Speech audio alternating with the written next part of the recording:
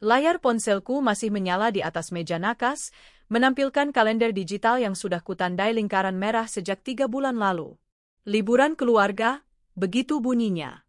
Tapi di seberang ruangan, koper milik Bram, suamiku, sama sekali belum tersentuh.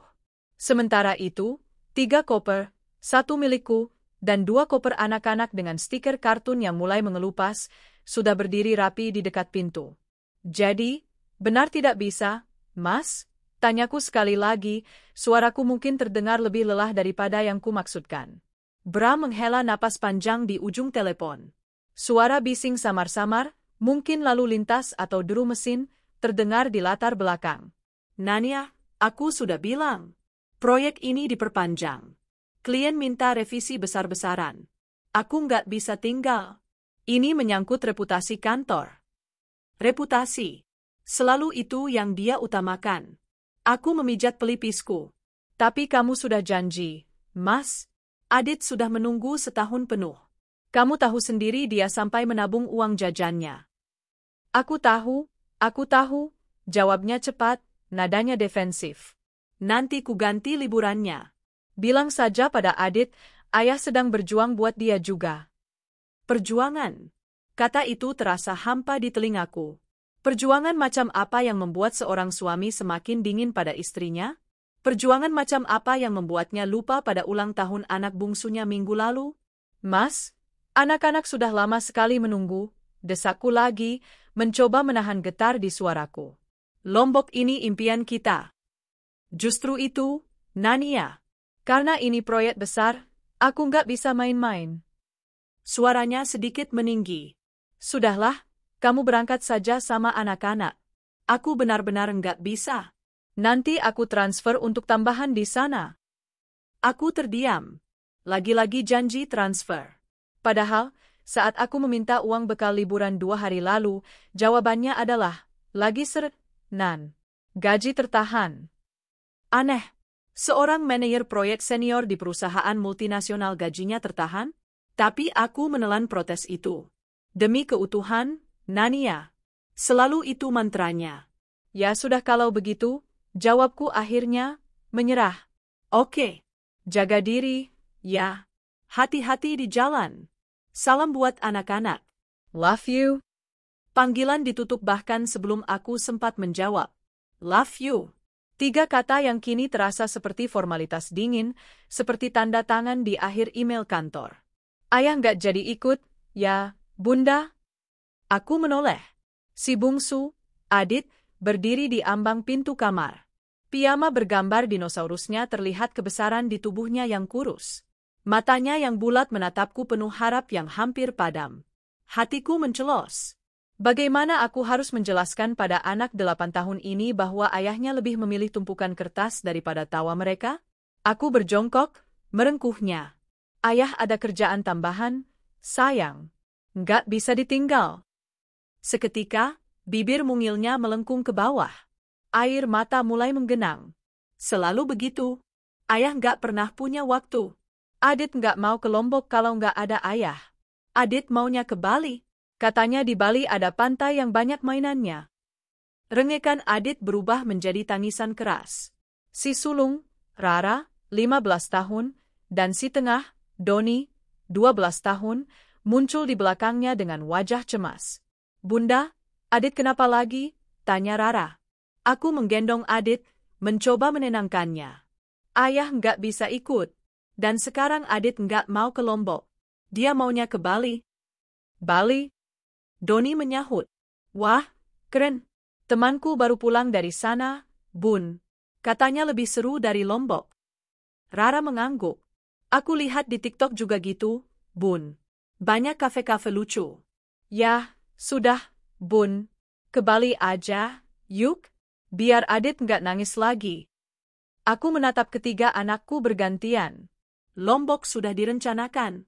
Hotel sudah di DP. Tapi melihat wajah Adit yang memerah karena menangis, dan antusiasme Doni serta Rara. Baiklah, putusku. Kita ke Bali. Besok pagi kita urus tiket barunya. DP hotel di Lombok ya sudah, anggap saja hangus. Aku membaringkan Adit di tempat tidur. Tapi janji, ya, nggak boleh rewel lagi. Adit mengangguk cepat, tangisnya langsung berhenti, berganti senyum cerah. Asyik. Kembali. Malam itu, setelah anak-anak tidur, aku duduk sendirian di ruang tamu, laptop menyala. Aku membatalkan penerbangan ke Lombok, hanya dapat refund 30% dan memesan 3 tiket baru ke Denpasar. Lalu, aku membuka aplikasi perbankan. Tabunganku. Tabungan anak-anak. Aku menggigit bibir. Uang yang dijanjikan Bram tak kunjung masuk. Gaji tingginya entah menguap kemana. Belanja bulanan semakin dipas, uang jajan anak sekolah nyaris tak cukup.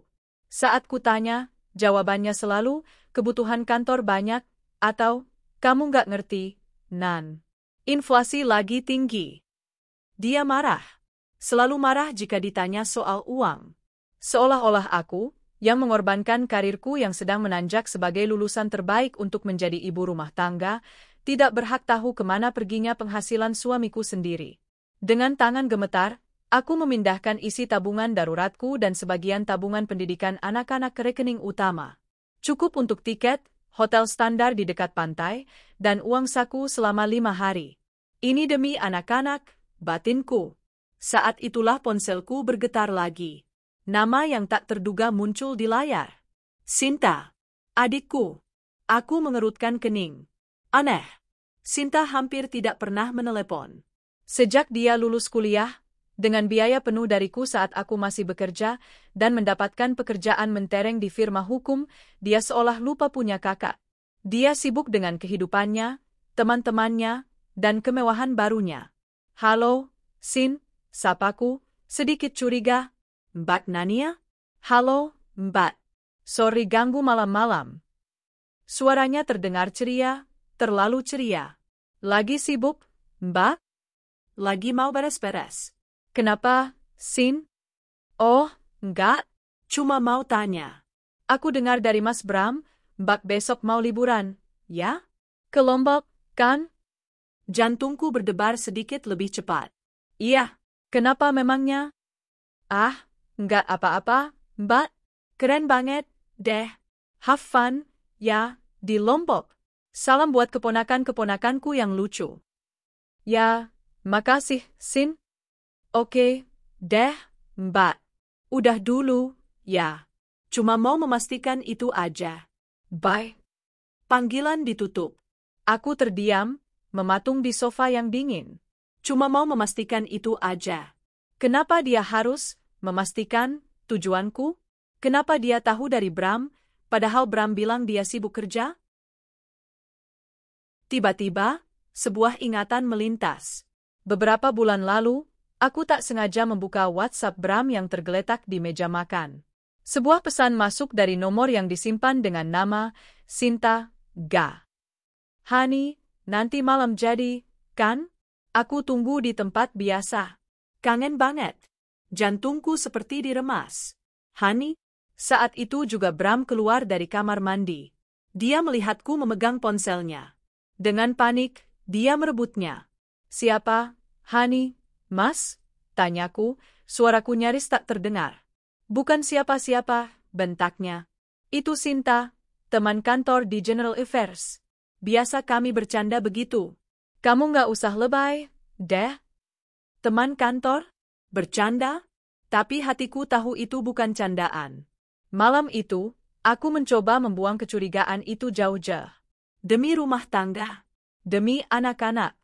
Aku yakin aku hanya salah paham. Tapi malam ini, mendengar telepon Sinta yang aneh, mengonfirmasi tujuanku ke Lombok, kecurigaan itu kembali merayap. Dingin dan berbisa. Aku menggelengkan kepala, mencoba mengusirnya. Jangan gila, Nania. Dia adikmu sendiri. Aku menutup laptop. Bali. Kami akan ke Bali. Bukan Lombok. Biarlah. Mungkin ini hanya perasaanku saja. Yang penting sekarang adalah kebahagiaan anak-anak. Aku akan memastikan mereka mendapatkan liburan terbaik yang bisa kuberikan.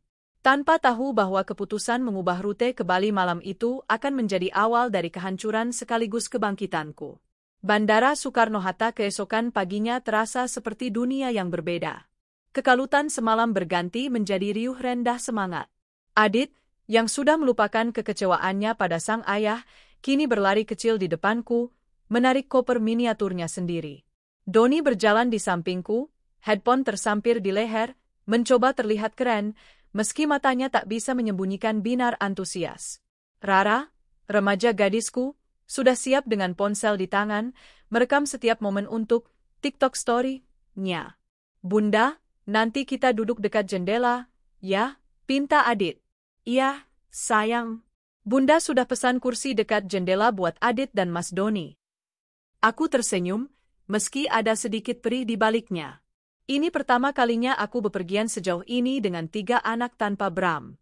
Biasanya, dialah yang mengurus check-in, bagasi, dan memimpin jalan. Sekarang, semua di tanganku. Dan, jujur, ada secuil rasa bangga saat kami berhasil melewati keamanan dan duduk di ruang tunggu, semua paspor dan boarding pass aman di tanganku. Aku bisa. Tentu saja aku bisa. Penerbangan itu sendiri berjalan lancar. Aku sibuk memastikan Adit tidak menendang kursi di depannya, meladeni Doni yang kelaparan setiap 30 menit, dan sesekali tertawa melihat Rara yang mempraktikkan tari-tarian TikTok dengan jarinya. Aku sengaja mematikan data seluler. Aku tidak ingin ada telepon atau pesan yang merusak suasana ini. Terutama, aku tidak ingin melihat apakah Bram mengirim pesan, atau lebih buruk lagi, jika dia tidak mengirim pesan sama sekali. Saat roda pesawat menyentuh landasan Bandara I Gusti Ngurah Rai, sorakan Adit dan Doni memecah kabin. Udara Bali, hangat, lembab, dan beraroma dupa yang samar, menyambut kami di pintu keluar. Bunda, lihat, ada patung besar, seru Adit, menunjuk gerbang khas Bali di area kedatangan. Kita ke hotel sekarang, ya. Semua capek, kan? Kami naik taksi online yang sudah kupesan.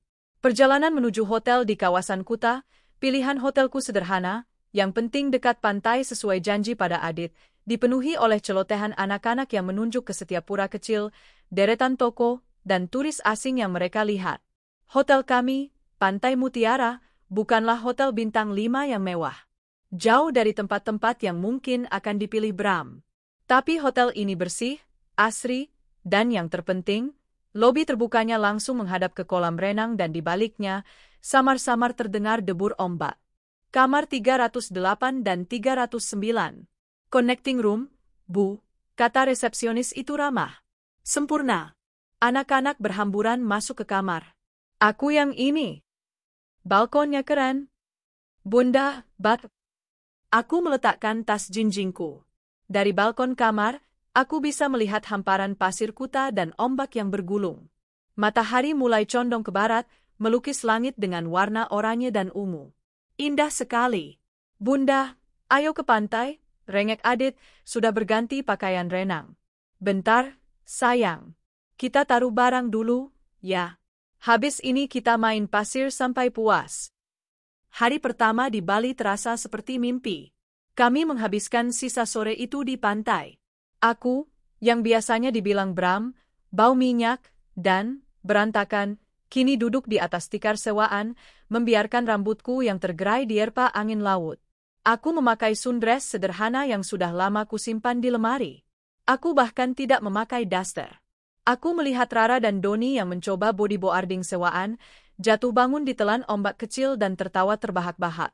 Aku melihat Adit, yang dengan serius membangun istana pasir raksasa, berkonsentrasi penuh seolah itu adalah proyek terpenting di dunia. Hatiku membuncah oleh perasaan yang nyaris asing, kebahagiaan murni. Kami tidak membutuhkan Bram untuk bahagia. Kami tidak membutuhkan kemewahan. Kami hanya butuh ini. Malamnya, kami makan malam di sebuah warung sederhana di tepi pantai. Nasi goreng, sate ayam, dan es kelapa muda. Jauh lebih murah daripada fine dining yang selalu dipamerkan Bram saat menjamu klien. Ini nasi goreng ternak yang pernah aku makan, seru Doni. Besok kita harus coba kafe yang di TikTok itu ya, Bun, tambah Rara. Boleh. Besok kita jalan-jalan lagi. Saat kembali ke hotel, anak-anak langsung terkapar kelelahan. Satu persatu mereka mandi dan tertidur, mimpi indah di wajah mereka. Setelah memastikan pintu penghubung kamar terkunci dan anak-anak aman, aku kembali ke kamarku. Baru saat itulah aku menyalakan ponselku. Ada 3 pesan. 1 dari grup WhatsApp arisan, 1 dari tukang galon, dan 1 dari Bram. Kubenarkan, bukan dari Bram. Dari Sinta. Jantungku berdesir. 4. Gimana Lombok? Seru, kan? Mas Bram di sini titip salam. Katanya dia kangen banget sama kalian. Pesan itu masuk 1 jam yang lalu. Aku menatap pesan itu lama. Ada yang aneh. Sinta tidak pernah semanis ini. Dan, Mas Bram titip salam? Kenapa dia tidak mengatakannya sendiri? Lalu, pesan dari Bram masuk, seolah menjawab pikiranku. Nan, sudah sampai? Maaf baru sempat pegang HP. Meeting maraton. Jaga anak-anak. Hanya itu. Tidak ada pertanyaan kami menginap di mana. Tidak ada permintaan maaf yang tulus. Tidak ada, I love you, seperti di telepon semalam. Meeting maraton. Tapi Sinta bisa berkirim pesan santai dan bilang Bram ada di sini, entah di mana, di sini, itu, dan titip salam. Kecurigaan yang semalam ku coba kubur, kini mencuat lagi. Kenapa Sinta begitu ingin tahu aku di Lombok? Kenapa dia bertingkah seolah dia adalah sekretaris pribadi suamiku? Hani, nama panggilan itu kembali terngiang. Sudahlah, Nania, batinku, mencoba menepis. Kamu di Bali, bukan di Lombok. Mereka tidak tahu. Apapun yang mereka lakukan di Jakarta, itu urusan mereka. Aku membalas singkat pesan Bram, sudah. Anak-anak tidur. Hotel Pantai Mutiara, Kuta. Aku tidak membalas pesan Sinta. Aku berjalan ke balkon. Angin malam terasa sejuk. Debur ombak di kejauhan terdengar menenangkan. Aku di sini, bersama anak-anakku. Kami aman. Kami bahagia. Aku tidak akan membiarkan paranoia merusak liburan ini. Bram sibuk dengan proyeknya. Sinta, entahlah, mungkin dia hanya adik yang kesepian. Aku memejamkan mata, menarik napas dalam-dalam, membiarkan suara ombak menghapus nama Sinta dan Bram dari pikiranku. Besok adalah hari baru. Hari kedua di surga. Kami akan bersenang-senang. Itu adalah pikiran terakhirku sebelum aku tidur. Pikiran naif seorang wanita yang tidak tahu bahwa neraka sudah menunggunya di koridor hotelnya sendiri, hanya beberapa jam dari sekarang. Aku terbangun oleh tawa cekikikan. Sinar matahari Bali yang cerah sudah menerobos masuk dari celah tirai. Di kamar sebelah, yang terhubung oleh pintu, aku bisa mendengar Doni dan Adit berebut sesuatu, mungkin remote TV. Mas Doni, ganti. Adit mau nonton kartun. Sebentar, Dit. Ini lagi seru. Aku tersenyum. Pemandangan Rara yang masih terlelap, meringkuk seperti bayi, membuat hatiku hangat. Semalam, dia pindah ke kamarku, katanya AC di kamar anak-anak terlalu dingin. Aku melirik jam di ponsel. Pukul 8:30 pagi. Ra, bangun, sayang. Kita sarapan, habis itu ke kafe yang kamu mau, bisikku sambil mengelus rambutnya. Rara menggeliat. Hoha. Oke, Bun. Kami bersiap-siap dengan santai. Aku memilih maxi dress katun berwarna biru laut yang ringan. Aku membiarkan rambutku tergerai, hanya kupulas lip gloss tipis. Perasaan ringan dan bahagia dari hari kemarin masih tersisa. Aku merasa cantik. Jauh dari citra, ibu rumah tangga bau minyak, yang sering dilontarkan Bram sebagai candaan yang selalu menyakitiku. Ayo, anak-anak. Perut bunda sudah keroncongan? Seruku. Kami berempat keluar dari kamar 308. Adit melompat-lompat kecil sambil memegang tanganku. Rara dan Doni berjalan di depan, berdebat ringan tentang rencana hari ini. Koridor hotel di lantai 3 ini terbuka di satu sisi, menyajikan pemandangan kolam renang di bawah yang berkilauan. Kami berjalan menuju lift untuk turun ke lobi, tempat restoran hotel berada. Bunda, nanti Adit mau berenang lagi, ya? Boleh, kan? Tentu saja, sayang. Nanti setelah. Langkahku terhenti. Kami sudah sampai di area lobi yang terbuka. Pandanganku lurus ke arah meja resepsionis.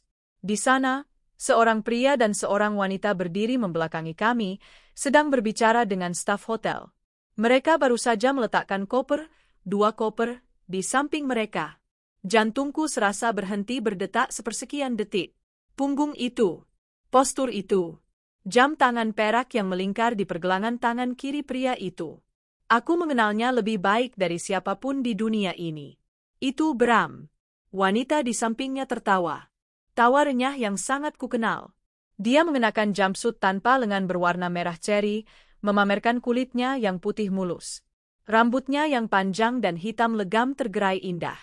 Itu Sinta. Adikku. Dunia seakan berputar dalam gerak lambat. Udara Bali yang hangat tiba-tiba terasa sedingin es. Loh? Doni yang pertama bersuara, kebingungan. Itu kayak ayah? Sebelum aku bisa mencegahnya, Adit melepaskan tanganku. Ayah? Teriakan polosnya menggema di seluruh lobi. Pria itu, Bram, membeku. Wanita di sampingnya, Sinta, juga terdiam kaku. Perlahan, sangat perlahan, mereka berdua menoleh. Mata Bram bertemu dengan mataku. Kepanikan. Syok. Rasa bersalah yang telanjang. Semua itu terlintas di wajahnya dalam 1 detik yang terasa seperti selamanya. Wajah Sinta seputih kertas. Bibirnya yang tadi tertawa, kini ternganga ngeri. Ayah kok di sini? Adit berlari menghampiri mereka. Tapi tepat sebelum Adit sampai, aku melihat sesuatu yang menghancurkan sisa hatiku. Tangan Bram, yang tadinya melingkar posesif di pinggang Sinta, buru-buru ditariknya. Nania? Bram tergagap. Namaku keluar dari bibirnya seperti desisan tertahan. Anak-anakku kini berdiri di sampingku. Rara menutup mulutnya dengan tangan, matanya membelalak tak percaya. Doni hanya menatap ayahnya dengan tatapan bingung dan terluka. Mas Bram, sapaku. Suaraku terdengar aneh, datar, dan asing di telingaku sendiri. Sinta. Aku berjalan menghampiri mereka. Setiap langkah terasa berat, seolah aku menyeret beban tak kasat mata. Adit kini berdiri canggung di antara aku dan ayahnya, tidak mengerti apa yang sedang terjadi. Benar? Iya, Tante Sinta kok? Adit menatap kami bergantian. Nania, kamu kok di sini? Tanya Bram, otaknya jelas masih berusaha memproses. Bukankah kamu di Lombok? Oh, aku tertawa kecil, tawa yang kering dan penuh kepahitan. Jadi benar, ya. Kalian menunggu aku pergi ke Lombok. Bukan begitu, Nan. Ini, Sinta juga kebetulan ada meeting di Bali. Kami nggak sengaja ketemu di bandara. Bram meracau, kebohongan yang sangat buruk. Meeting, ulangku. Aku menatap Sinta, yang gemetar dan tidak berani menatap mataku. Meeting, Sinta? Di hotel yang sama? Kalian mau check-in? Sinta hanya menunduk, rambutnya menutupi wajahnya yang pucat. Tadi aku dengar Tante Sinta panggil ayah, celetuk Doni pelan, suaranya bergetar. Tante panggil ayah? Honey? Kayak di chat itu. Mata Bram terpejam. Dia tahu. Dia tertangkap. Hatiku hancur berkeping-keping. Remuk. Tapi anehnya, aku tidak menangis. Aku tidak berteriak. Yang kurasakan adalah kemarahan yang dingin dan menusuk. Aku menatap 2 orang di depanku. Suamiku, pria yang kuberi 3 anak. Dan adikku, yang kubiayai kuliahnya dengan keringatku sendiri. Jadi ini, proyek tambahan, itu, Mas? Tanyaku, suaraku tetap terjaga. Ini alasan kamu nggak punya uang buat bekal liburan anak-anak? Buat membiayai liburanmu dengan dia. Nania, aku bisa jelaskan? Bertahun-tahun, potongku. Sudah berapa lama kalian mengkhianatiku seperti ini?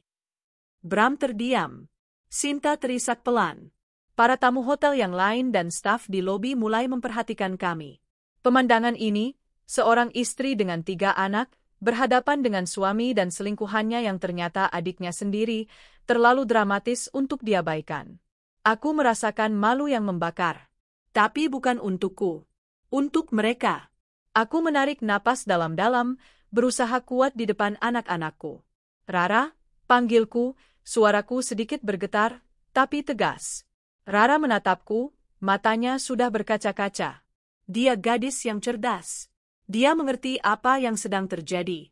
Bawa Doni sama Adit balik ke kamar. Sekarang. Tapi, Bun, Doni mencoba protes. Sekarang, Doni, bentakku pelan. Masuk kamar. Kunci pintunya. Jangan keluar sampai Bunda telepon. Rara mengangguk cepat. Dia menarik tangan Doni dan menggendong Adit yang mulai menangis karena bingung. Ayo, Dit. Kita ke kamar. Tapi ayah. Ayah. Aku memandangi ketiga anakku berjalan menjauh, punggung-punggung kecil itu terasa menusuk jantungku. Setelah mereka menghilang di belokan koridor, aku kembali menatap dua pengkhianat di depanku. Mereka masih mematung. Kalian, desisku, benar-benar tega. Mbak Nania, aku minta maaf, Mbak. Sinta akhirnya bersuara, air matanya bercucuran. Maaf? Aku menatapnya nanar. Kamu minta maaf, Sinta? Setelah kamu tidur dengan suami kakakmu? Pria yang membesarkan keponakan-keponakanmu? Kamu, yang kuanggap seperti anakku sendiri karena orang tua kita sudah nggak ada. Aku beralih ke Bram. Dan kamu mengeluh aku bau minyak. Kamu bilang aku nggak menarik. Kamu bilang aku cuma ibu rumah tangga yang nggak bisa cari uang. Kamu memilih dia? Aku menunjuk Sinta dengan daguku. Adikku sendiri. Dia. Sinta, dia mengerti aku, ujar Bram pelan, sebuah pembelaan yang menyedihkan. Oh, dia mengerti kamu, ulangku sinis. Lalu, apa kamu lupa siapa aku?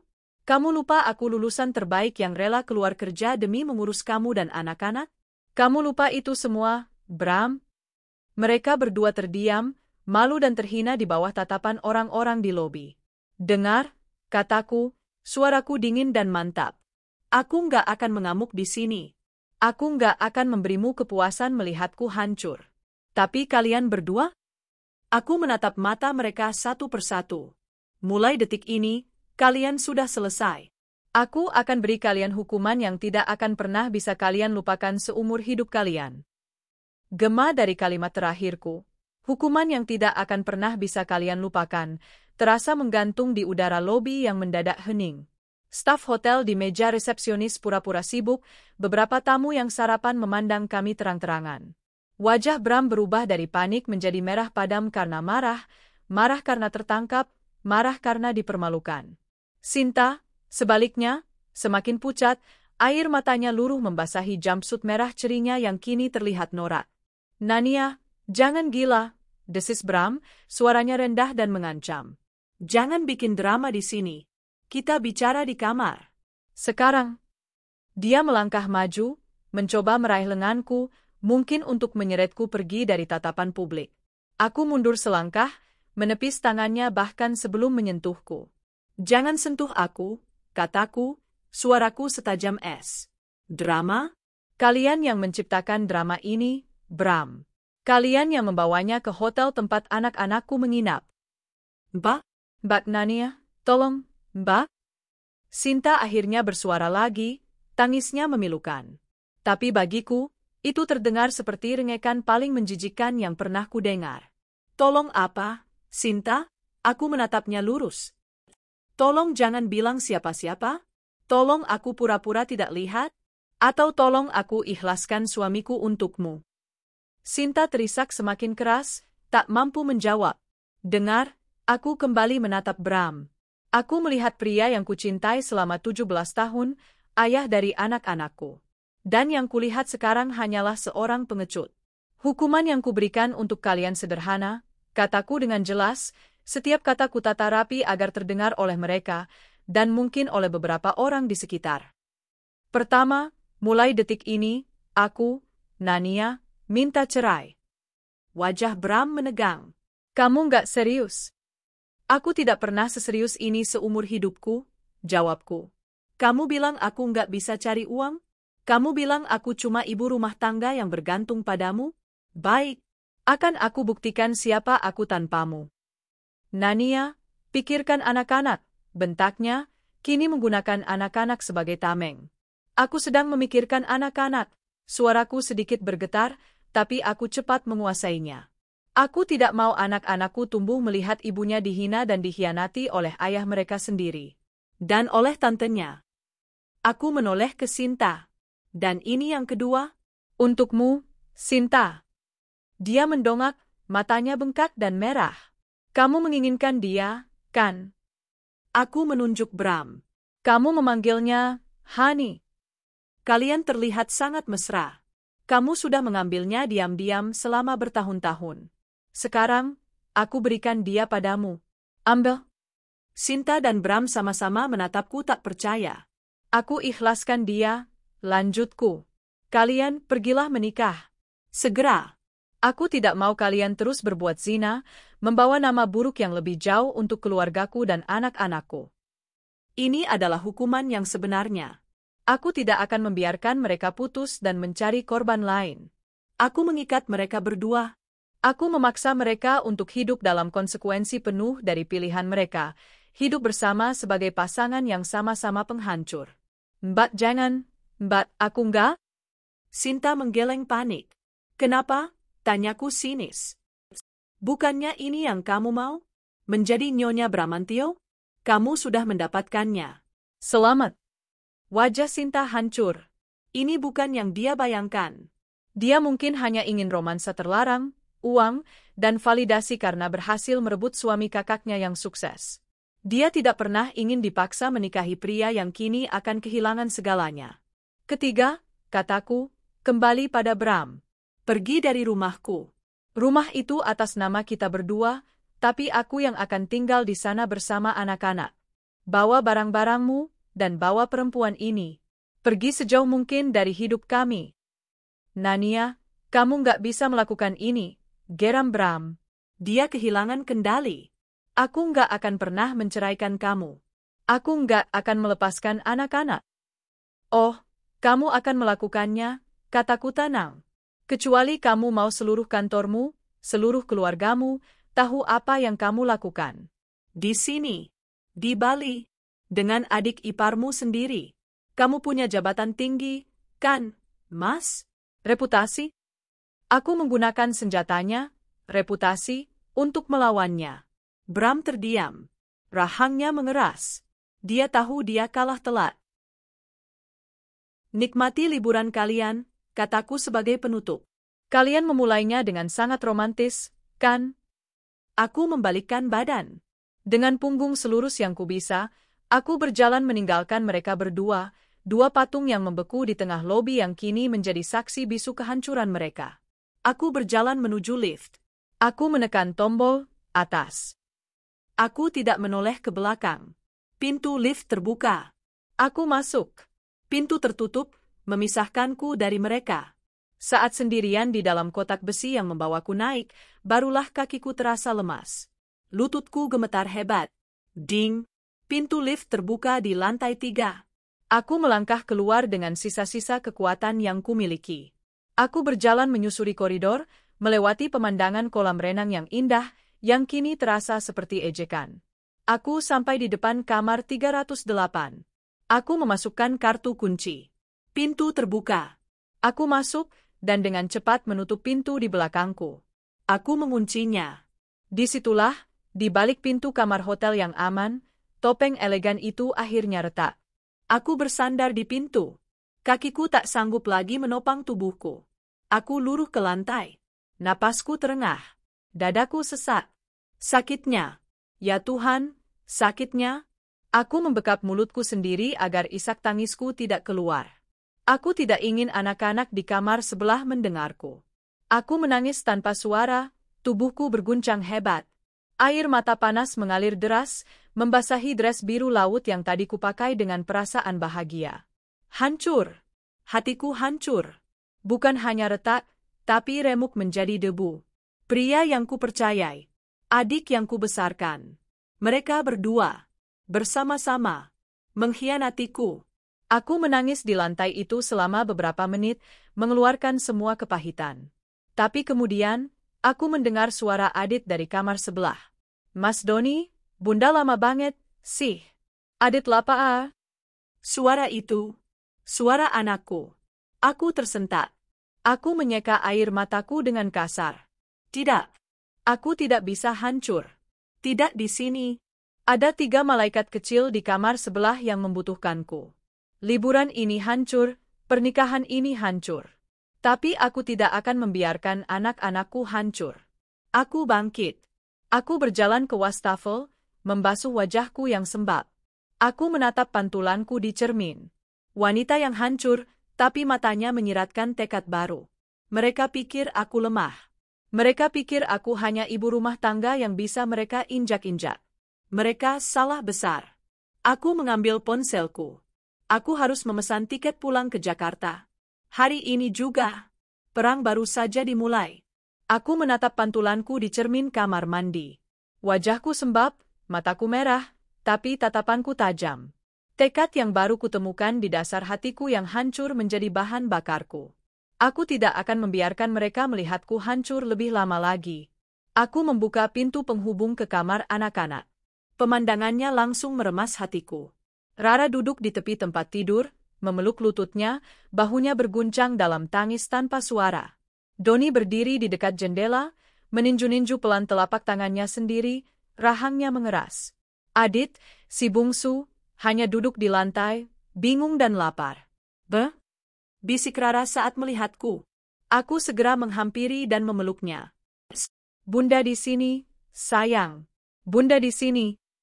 Apa yang terjadi, Bun? Tanya Doni, suaranya serak. Ayah, kenapa ayah sama Tante Sinta? Kenapa Bunda ngusir kita ke kamar? Aku menarik napas panjang. Ini adalah bagian tersulit. Aku berlutut di depan mereka. Dengar, anak-anak. Bunda akan jujur. Ayah dan Tante Sinta, mereka melakukan kesalahan yang sangat besar. Mereka menyakiti hati Bunda. Sangat, sangat dalam. Ayah jahat, tanya Adit polos. Mataku perih lagi. Ayah memilih untuk tidak jujur sama kita. Sayang. Dia bilang dia kerja, tapi ternyata dia di sini. Sama Tante Sinta, desis Rara, penuh kebencian. Aku lihat, Bun. Waktu di lobi. Tangan ayah di pinggang Tante Sinta. Menjijikkan. Aku terkejut dengan kepekaan Rara, tapi aku mengangguk. Iya, karena itu, liburan kita harus selesai. Kita tidak aman di sini. Kita harus pulang. Pulang, seru Doni. Tapi kita baru aja sampai. Ayah jahat, tapi kenapa kita yang harus pulang? Karena kita akan memulai hidup baru, Mas, kataku, memegang bahunya. Hidup yang lebih baik, tanpa kebohongan. Bunda janji. Tapi sekarang, kita harus pergi dari hotel ini. Bunda sudah pesan tiket. Pesawat kita berangkat 3 jam lagi. Sekarang? Ya. Sekarang. Aku berdiri. Rara, bantu Mas Doni dan Adit packing. Masukkan semua barang. Jangan ada yang tertinggal. Bunda akan urus check-out. Bunda pesan sarapan ke kamar sekarang. Makan di kamar, lalu kita langsung ke bandara. Wajah Rara yang tadi rapuh kini berubah tegas, mirip denganku. Dia mengangguk. Aku urus adik-adik, Bun. Aku memesan sarapan via telepon dan mengurus check-out di saat bersamaan, meminta tagihan dikirim ke kamar. Aku tidak sudi kembali ke lobi itu. 1 jam kemudian, kami berempat berjalan keluar dari kamar 308 dan 309 untuk terakhir kalinya. Kami turun menggunakan lift barang di dekat tangga darurat, menghindari lobi utama. Perjalanan ke Bandara Ngurah Rai terasa sunyi. Anak-anak yang kemarin penuh tawa, kini membisu. Adit tertidur di pangkuanku, kelelahan karena menangis. Rara menatap keluar jendela, dan Doni memainkan game di ponselnya tanpa suara. Ponselku bergetar tanpa henti di dalam tas. Aku tahu itu dari siapa. Bram. Sinta. Aku mengabaikannya.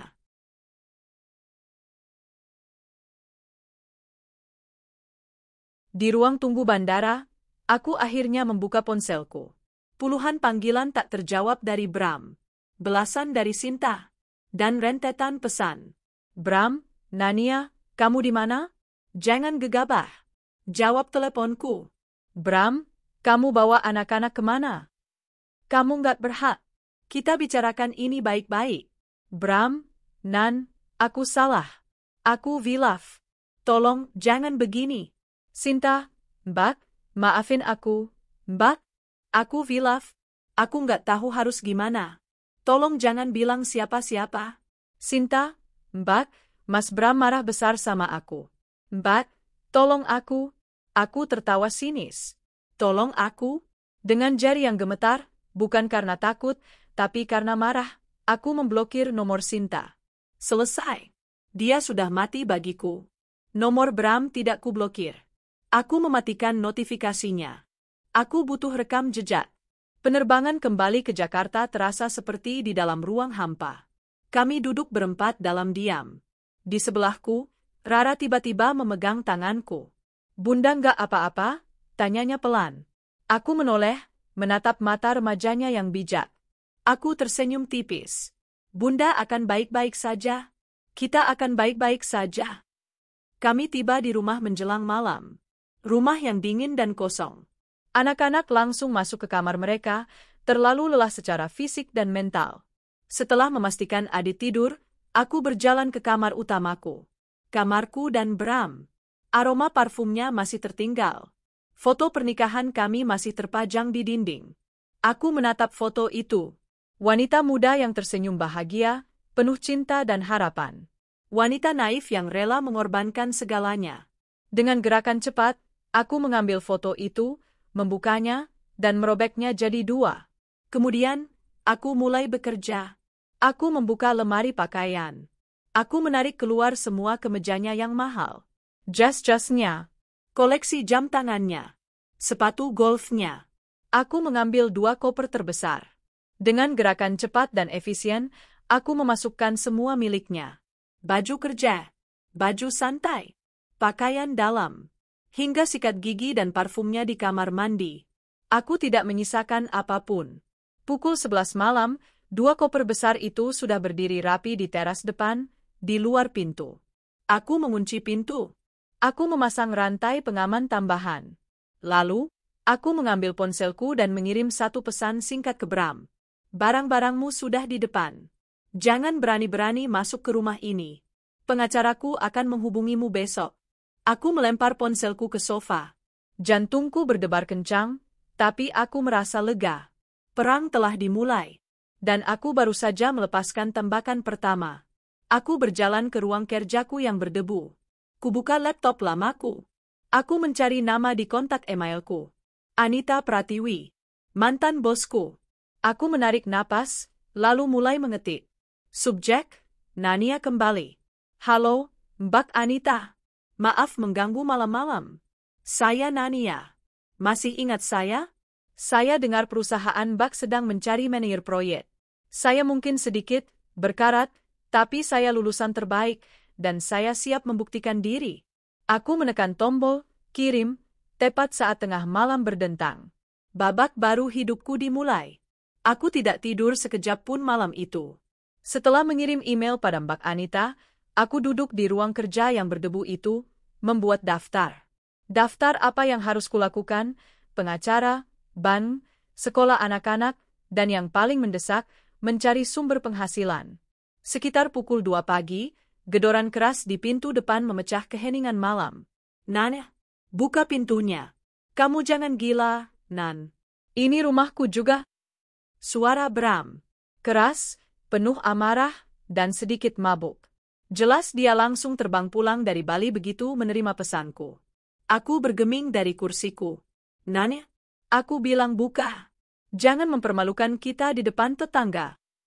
Aku berjalan ke jendela, mengintip dari balik tirai. Mobilnya terparkir sembarangan di depan gerbang. Dia berdiri di teras, wajahnya merah padam, menunjuk-nunjuk 2 koper miliknya yang tergeletak di samping pot bunga. Pergi, Bram, gumamku pada kaca jendela. Ini bukan lagi rumahmu. Nana. Ponselku berdering di atas meja. Namanya. Aku mengangkatnya, tapi tidak bersuara. Kamu sudah gila? Teriaknya di seberang telepon, suaranya kini bercampur dengan gedoran di pintu. Kamu mengusirku dari rumahku sendiri. Kamu pikir kamu siapa? Akhirnya aku bersuara, suaraku dingin dan mantap. Aku Nania. Lulusan terbaik yang kamu lupa. Ibu dari anak-anakmu yang kamu sia-siakan. Wanita yang akan menceraikanmu. Aku tidak akan pernah menceraikanmu. Dengar, Nan, aku hilaf. Sinta yang menggodaku. Dia? Aku tidak peduli, potongku. Sudah ku bilang. Ambil barangmu dan pergi.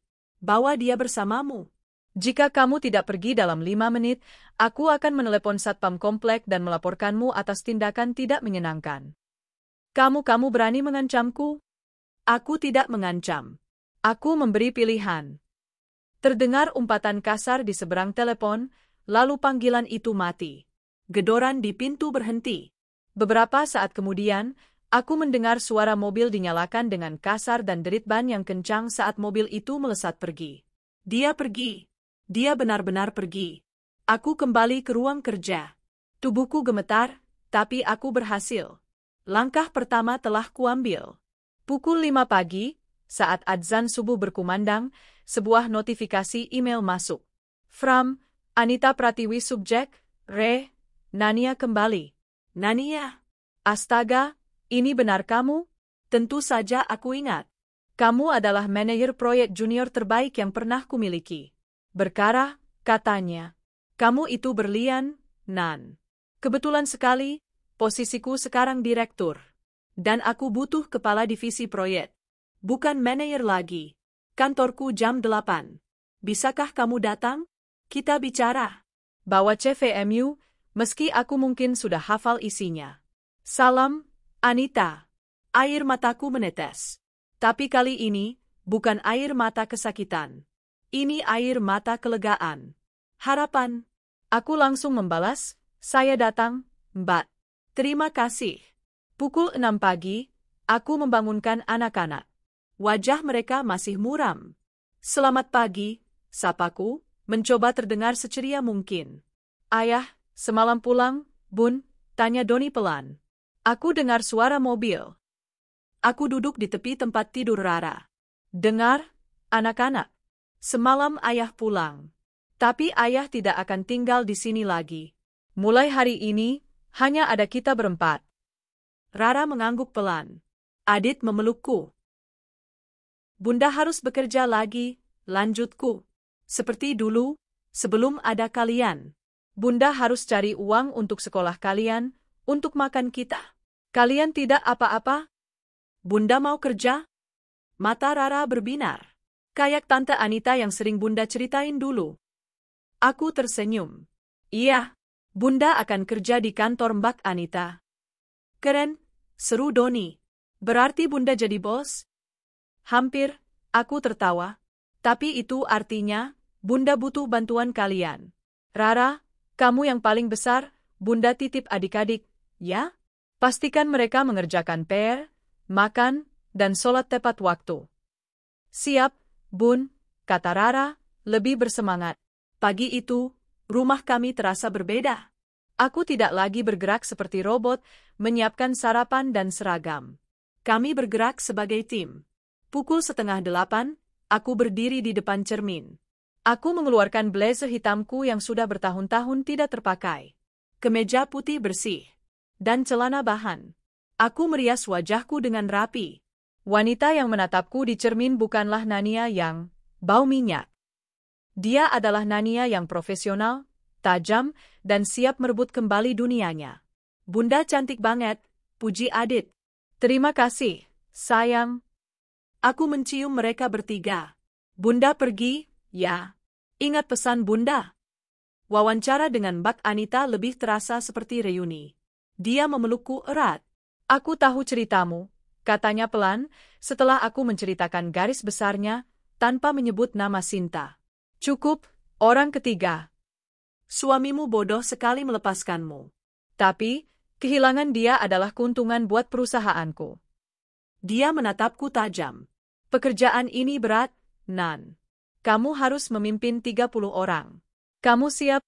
Saya siap, Mbak. Jawabku mantap. Saya mungkin lupa beberapa istilah teknis, tapi saya tidak pernah lupa cara memimpin. Beri saya waktu seminggu untuk adaptasi. Kamu dapat 3 hari, katanya sambil tersenyum. Selamat datang kembali, Nania. Gaji kita bicarakan di level kepala divisi. Aku keluar dari gedung pencakar langit itu dengan langkah ringan, meski hatiku masih berat. Aku memegang kontrak kerja dengan gaji yang, astaga, jauh lebih besar dari yang pernah kubayangkan. Bahkan mungkin lebih besar dari gaji Bram. Langkah keduaku, pengacara. Aku menggunakan sisa tabunganku untuk menyewa pengacara perceraian terbaik di kota. Seorang wanita tegas bernama Larasati. Bukti, katanya singkat dalam pertemuan pertama kami. Saya tidak punya foto, kataku. Tapi saya punya saksi. 3 anak saya. Dan seluruh lobi Hotel Pantai Mutiara di Bali. Aku menceritakan kejadian di lobi itu. Mata Bu Laras menyipit. Dan orang ketiganya adalah adik kandung Anda. Aku mengangguk. Bu Laras menutup catatannya. Oke. Kita tidak perlu bukti foto. Ini lebih dari cukup.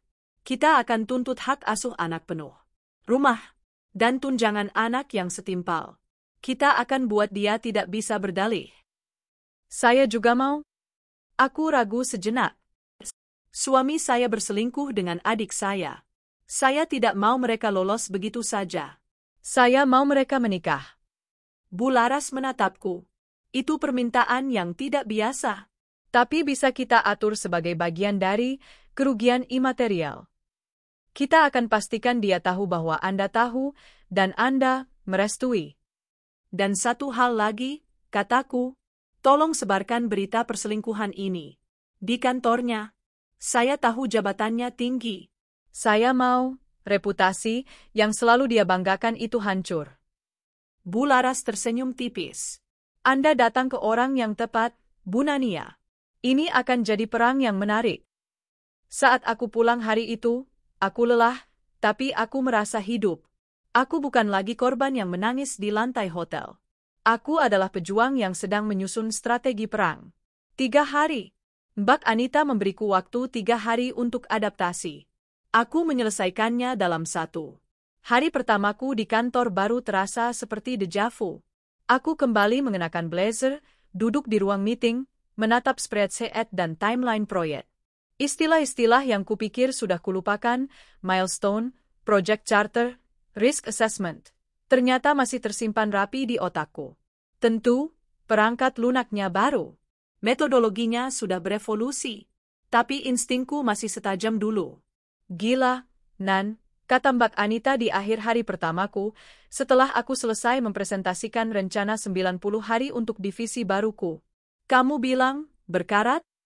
Kamu itu mesin diesel yang baru dinyalakan. Makin panas makin kencang. Aku tersenyum, senyum tulus pertama dalam beberapa hari. Aku cuma rindu ini, Mbak. Bagus.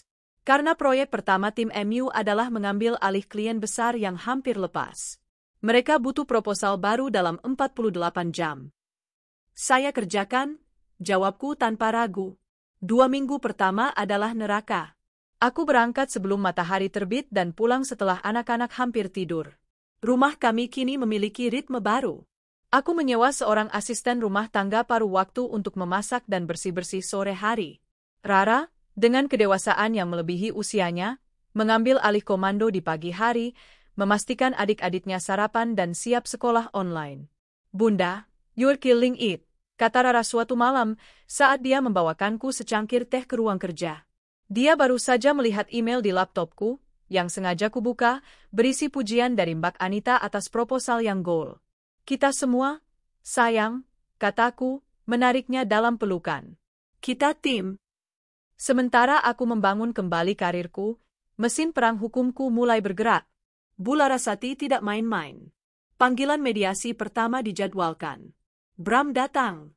Tentu saja dia datang. Tapi dia tidak datang sendiri. Di sampingnya, duduk dengan gelisah, adalah Sinta.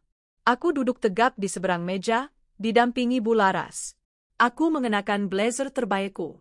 Penampilanku kuatur agar terlihat profesional, dingin, dan mahal. Nana? Bram memulai, suaranya parau. Jangan begini. Pikirkan anak-anak. Aku sudah putus dengan Sinta. Sinta, yang duduk di sampingnya, tampak terkejut. Matanya membelalak menatap Bram. Jelas ini bukan bagian dari skenario mereka. Gara-gara aku, Sinta berdiri, matanya memerah. Kamu yang janjiin aku bulan dan bintang. Kamu bilang kamu akan ceraikan Mbak Nania. Kamu bilang dia nggak menarik, dia nggak selevel sama kamu. Tapi apa? Sekarang kamu pengangguran yang nggak punya apa-apa. Perang di antara mereka kini terjadi setiap hari. Romansa terlarang yang dulu terasa mendebarkan, kini berubah menjadi penjara yang menyesakkan. Mereka terpaksa menikah siri sebulan lalu, bukan karena cinta, tapi karena malu dan desakan dari beberapa anggota keluarga jauh yang mendengar gosip itu. Mereka terikat oleh kehancuran mereka sendiri. Tepat seperti yang kuinginkan. Palu perceraianku dengan Bram akhirnya diketuk. Pengadilan mengabulkan semua tuntutanku. Hak asuh anak penuh. Rumah menjadi milikku. Dan tunjangan anak yang, kini, terasa mustahil untuk dia bayar. Malam itu, ponselku berdering. Nomor yang tidak dikenal. Aku mengangkatnya. Nan? Suara itu, parau. Penuh kekalahan. Aku terdiam. Nan? Nania tolong aku, suara Bram terdengar putus asa. Aku nggak punya uang, Nan. Sinta dia hamil. Perutku terasa mual. Dia hamil, Nan. Dan kami nggak punya apa-apa. Aku butuh uang. Setidaknya untuk biaya pemeriksaan. Aku mohon. Aku menarik napas panjang. Aku melihat ke ruang tengah, tempat Doni dan Adit tertawa sambil menonton TV. Itu bukan urusanku, Mas, kataku, suaraku datar. Nania, tolong. Demi anak-anak anggap saja pinjam. Anak-anakku sedang bahagia di sini, potongku. Urusanmu adalah urusanmu dengan istri barumu. Adikku, selamat atas kehamilannya. Kamu benar-benar jadi iblis, ya, desisnya. Bukan, jawabku. Aku hanya wanita yang akhirnya sadar. Kalian yang menciptakan neraka kalian sendiri. Selamat menikmati. Aku menutup telepon. Aku tidak memblokir nomornya. Aku ingin dia tahu bahwa aku ada di atas sana, melihatnya tenggelam, tanpa niat sedikit pun untuk mengulurkan tangan. Ini belum selesai. Ini baru awal dari kebangkitanku. 2 tahun telah berlalu sejak telepon putus asa Bram malam itu. 2 tahun sejak aku menolak permintaannya untuk biaya kehamilan Sinta. Malam ini, gemerlap lampu chandelier di ballroom hotel mulia menerpa gaun sekuin berwarna emerald yang kubalutkan di tubuhku. Aku bukan lagi Nania yang gemetar di lobi hotel. Aku adalah Nania, Vice President of Operations di salah satu perusahaan teknologi terkemat di Asia Tenggara. Malam ini adalah malam penganugerahan Women in Tech Award, dan aku baru saja turun dari panggung, memegang piala kaca yang berat sebagai Inspiring Leader of the Year. Bunda hebat banget. Rara, yang kini tumbuh menjadi gadis 19 tahun yang cantik dan mahasiswi semester 2 di Fakultas Hukum UI, memelukku erat. Dia hadir menemaniku, anggun dengan kebaya modernnya. Kita yang hebat, sayang, bisikku, mencium keningnya. Selamat, Bu Nania. Mbak Anita, yang kini sudah kuanggap sebagai kakakku sendiri, merangkul kami berdua. Lihat, berlian yang lama tersembunyi, sekali diasah, sinarnya paling terang. Kami tertawa. Malam itu adalah milikku.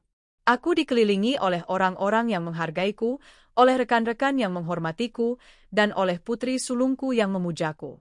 Doni baru saja memenangkan kejuaraan debat tingkat nasional, dan Adit tumbuh menjadi anak yang ceria dan jagoan catur di sekolahnya. Kami bahagia. Setelah acara selesai, aku dan Rara berjalan keluar dari lobi hotel yang megah. Hujan deras baru saja mengguyur Jakarta, membuat udara malam terasa sejuk. Sopir pribadiku, Pak Udin, sudah menunggu dengan sedan mewah perusahaan di Portico.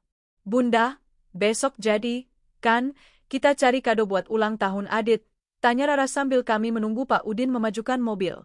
Tentu saja, sayang. Bunda sudah? Mbak? Sebuah suara serak dan ragu memanggil namaku. Suara yang hampir kulupakan, namun membekas trauma.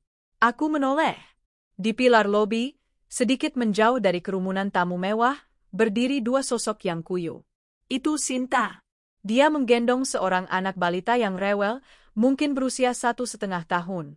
Wajahnya yang dulu segar dan seksi kini tirus, pucat, dengan lingkaran hitam pekat di bawah matanya. Pakaiannya kusam. Dan di sampingnya, seorang pria yang tampak jauh lebih tua dari usianya. Pria itu mengenakan kemeja yang lecek, rambutnya menipis, dan bahunya terkulai kalah. Dia sedang menatapku dengan mata terbelalak, mulutnya sedikit terbuka. Shock. Itu adalah kata yang tepat untuk menggambarkan ekspresi Bramantio. Dia menatapku dari ujung rambut hingga ujung kaki. Menatap gaun mahalku, perhiasan berlian di leherku, piala yang ku pegang, dan Rara yang berdiri anggun di sampingku. Ini adalah pria yang dulu menyebutku, bau minyak, dan tidak menarik. Bunda, desis Rara, tangannya langsung menggenggam lenganku erat, protektif. Aku mengelus tangan Rara, menenangkannya. Aku menatap lurus ke arah mereka. Kemarahan yang dulu membara kini telah padam. Yang tersisa hanyalah hampa. Mbak Nana. Sinta melangkah maju, air matanya mulai menggenang. Dia menunjuk anak dalam gendongannya. Ini anakku, Mbak. Dia sakit. Kami butuh bantuan, Mbak. Kami dengar Mbak sekarang orang besar. Bram tidak bergerak. Dia hanya menatapku, malu dan hancur. Dia pasti melihat jurang yang terlalu dalam di antara kami. Antara vice president yang sukses dan seorang pengangguran gagal yang reputasinya hancur lebur. Mbak, tolong, Mbak. Rengek Sinta. Aku menatapnya. Adik yang kubesarkan. Yang menghancurkan rumah tanggaku. Aku menarik napas. Sinta, kataku, suaraku tenang dan jelas, tidak bergetar sedikit pun. Anak itu, dia keponakanku. Tapi dia lahir dari pengkhianatanmu. Aku beralih ke Bram. Dan kamu, Bram, dulu kamu mengeluh aku tidak bisa cari uang. Kamu meremehkanku karena aku hanya ibu rumah tangga. Aku mengangkat piala di tanganku sedikit. Seperti yang kamu lihat, aku tidak hanya bisa cari uang. Aku bisa memimpin. Aku bisa sukses. Jauh melebihi apa yang pernah kamu capai. Air mata Bram akhirnya jatuh. Bukan air mata penyesalan, tapi air mata kekalahan. Butler? Sinta mencoba lagi. Mobil Anda sudah siap, Bu Nania, kata Pak Udin, membukakan pintu belakang untukku. Aku menatap Sinta untuk terakhir kalinya. Kehidupan yang kamu jalani sekarang adalah pilihanmu. Kamu yang mengambilnya. Selamat menikmati. Aku berbalik. Ayo, Rah. Aku dan Rara masuk ke dalam mobil yang hangat dan beraroma mewah. Pintu ditutup.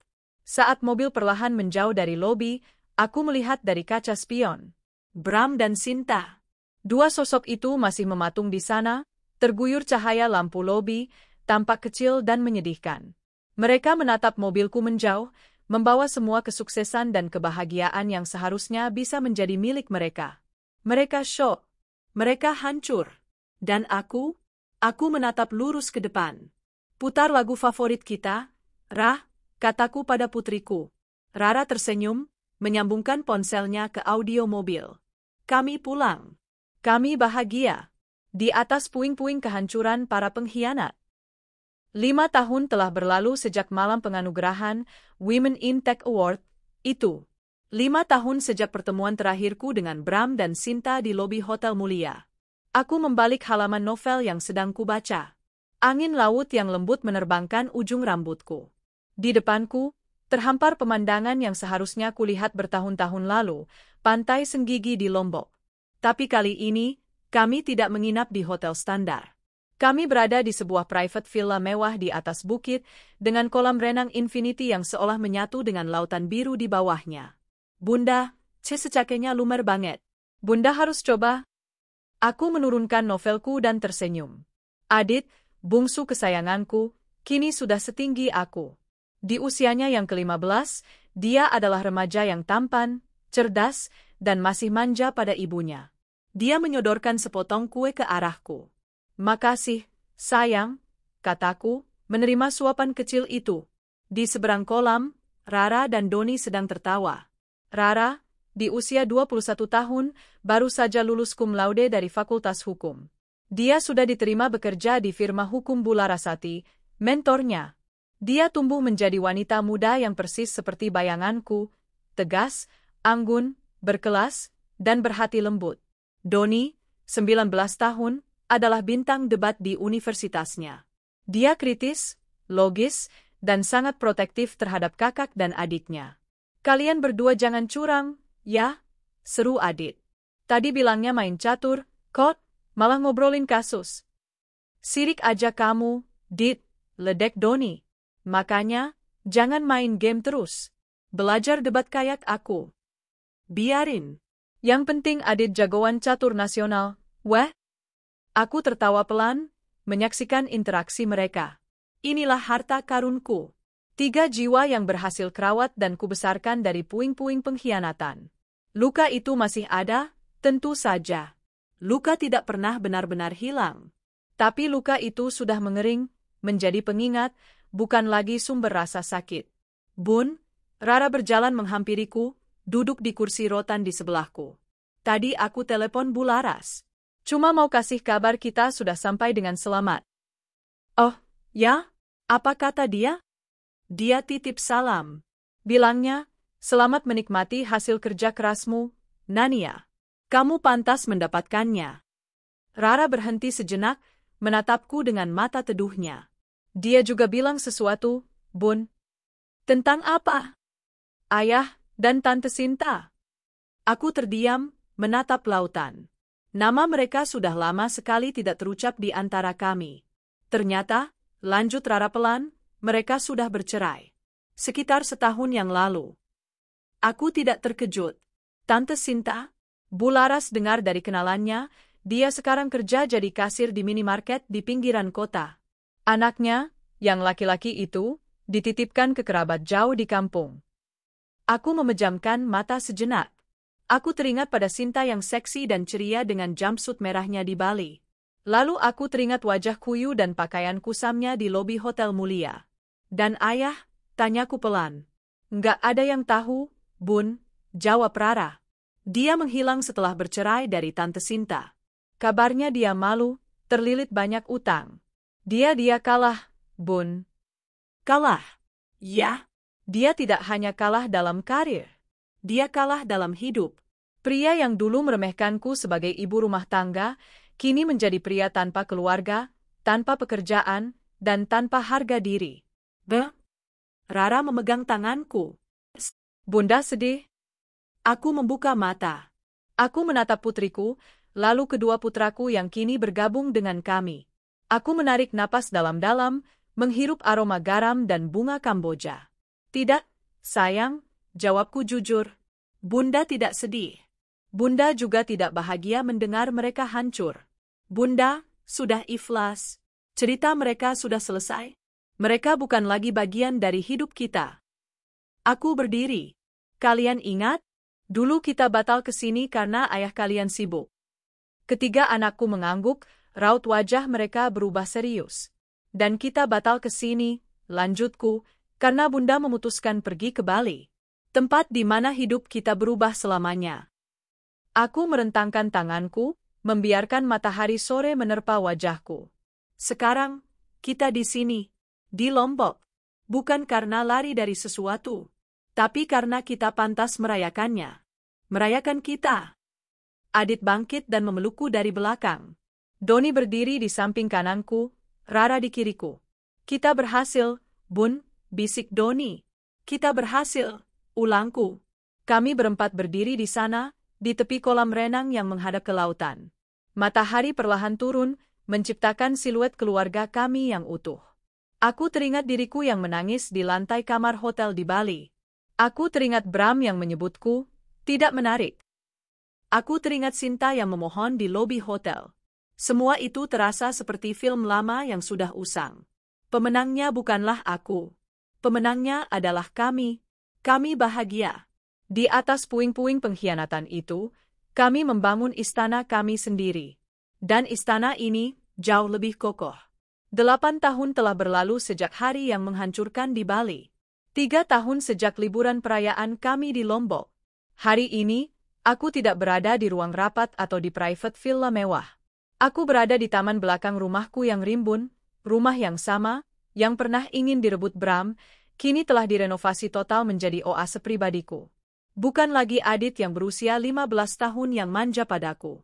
Pria muda gagah di depanku, yang baru saja melempar topi toganya ke udara, adalah Adit, 20 tahun, mahasiswa teknik penerima beasiswa penuh. Bunda, akhirnya aku lulus. Serunya dari seberang taman, di mana kami mengadakan pesta barbeku kecil untuk merayakan wisuda online-nya. Rara, yang kini menjadi mitra junior di firma hukum Bularasati, tertawa sambil mengambil alih penjepit daging dari tangan Doni. Gantian, Mas. Gosong semua dagingnya. Kamu itu bisanya cuma berdebat, bukan memanggang. Doni, yang baru saja diterima di program magister luar negeri, mengangkat bahu. Seni berdebat itu lebih sulit dari seni memanggang, Kak. Aku tersenyum melihat mereka. 3 pilar kekuatanku. Mereka telah tumbuh melampaui trauma masa lalu, menjadi individu yang kuat, cerdas, dan penuh. Melamunkan kesuksesanmu lagi, Nan. Sebuah suara hangat dan berat membuyarkan lamunanku. Sebuah lengan yang kokoh melingkar lembut di pinggangku dari belakang. Aku bersandar pada dada bidang itu, merasakan aroma aftershave yang maskulin dan menenangkan. Reza, bisikku, tersenyum. Kamu mengagetkanku. Reza tertawa pelan di dekat telingaku. Dia adalah Chief Technology Officer di perusahaanku. Seorang duda baik hati yang mendekatiku bukan dengan rayuan, tapi dengan diskusi-diskusi cerdas dan dukungan yang tak pernah goyah. Kami telah bersama selama 2 tahun. Anak-anakku memujanya. Mereka melihat bagaimana Reza menatapku, bukan sebagai mesin pencetak uang atau manajer yang tangguh, tapi sebagai wanita. Dia orang pertama yang akan menyelimutiku saat aku ketiduran di sofa, orang pertama yang membawakanku kopi di pagi hari tanpa diminta. Dia adalah kebalikan dari Bram. Aku hanya sedang menghitung berkahku, kataku padanya. Anak-anak memanggilmu, Bunda, seru Adit. Reza melepaskan pelukannya, tapi tangannya menggenggam tanganku. Ayo, Bu Direktur. Anak-anakmu sudah tidak sabar? Saat kami berjalan melintasi rumput, aku teringat sesuatu. Pagi tadi, saat membersihkan laci lama, aku menemukan sebuah foto. Bukan foto pernikahanku dengan Bram, yang sudah lama kubakar, melainkan foto wisudaku sendiri saat aku menjadi lulusan terbaik. Di foto itu, aku muda, naif, dan penuh mimpi. Aku teringat bagaimana mimpi itu direnggut. Bagaimana aku direndahkan menjadi ibu rumah tangga bau minyak. Lalu aku melihat ke depan. Pada Rara yang tertawa lepas. Pada Doni yang berdebat seru dengan Reza tentang teknologi blockchain. Pada Adit yang memelukku erat. Aku menyadari sesuatu. Pengkhianatan Bram dan Sinta memang menghancurkanku. Tapi itu juga membebaskanku. Itu memaksaku untuk mengambil kembali mimpiku yang terkubur. Aku tidak lagi hidup di atas puing-puing kehancuran mereka. Mereka, Bram yang menghilang tanpa jejak, dan Sinta yang kudengar hidup susah di kampung, sudah lama menjadi catatan kaki yang tidak relevan dalam buku hidupku. Aku kini hidup di atas fondasi baru yang kubangun sendiri, bersama anak-anakku. Dan kini, bersama pria yang mencintaiku apa adanya. Bunda, ayo tiup lilinnya, seru Adit. Reza meremas tanganku pelan. Aku tersenyum, melangkah maju ke dalam lingkaran cahaya dan tawa keluarga baruku. Aku tidak lagi melihat ke belakang.